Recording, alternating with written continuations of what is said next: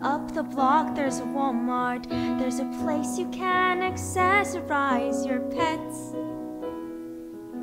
A school, a tree, a couple of churches, and no matter how hard anybody searches, that's about as thrilling as this lame old village gets. It's the lamest place in the world, but it just got a little bit better. So don't disappear.